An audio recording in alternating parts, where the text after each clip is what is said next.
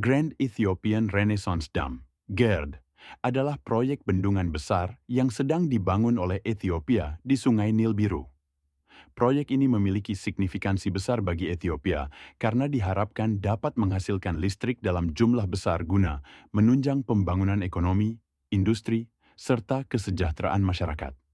Namun, keberadaan dan operasional bendungan ini menimbulkan kekhawatiran di Mesir dan dalam beberapa kesempatan juga di Sudan karena dampaknya terhadap aliran air yang selama ini menjadi sumber kehidupan utama. Ethiopia melihat GERD sebagai solusi untuk mengatasi kekurangan listrik dan sebagai motor penggerak untuk transformasi ekonomi. Dengan potensi pembangkit listrik yang besar, negara ini berharap dapat tidak hanya memenuhi kebutuhan domestik, tetapi juga mengekspor kelebihan energi ke negara-negara tetangga. Proyek ini merupakan simbol kemajuan nasional dan kemandirian energi, sekaligus upaya pemerintah Ethiopia untuk mengurangi ketergantungan pada sumber energi fosil. Mesir merupakan negara yang sangat bergantung pada Sungai Nil untuk irigasi, pasokan air bersih, dan kebutuhan rumah tangga. Aliran air dari Nil dianggap sebagai sumber kehidupan bagi sektor pertanian dan industri yang menopang perekonomian negara tersebut.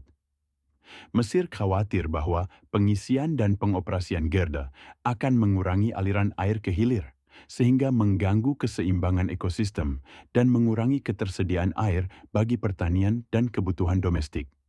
Hal ini dikhawatirkan dapat berdampak pada produktivitas pertanian dan ketahanan pangan.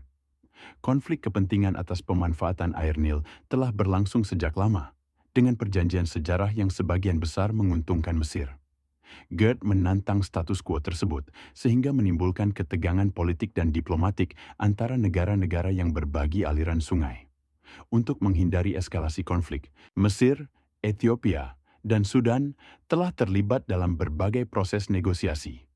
Dialog ini bertujuan mencari kesepakatan bersama terkait pengisian, operasional, dan manajemen air agar kepentingan semua pihak dapat diakomodasi. Negosiasi tidak hanya menyentuh aspek politik, tetapi juga melibatkan perhitungan teknis mengenai kapasitas bendungan, jadwal pengisian, serta dampak hidrologis. Isu hukum terkait perjanjian internasional tentang penggunaan air Nil juga menjadi bagian penting dalam diskusi ini.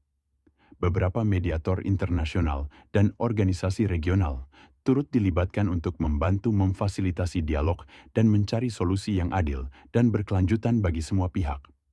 Meskipun terdapat ketegangan, terdapat pula kepentingan bersama untuk menjaga stabilitas dan keamanan regional.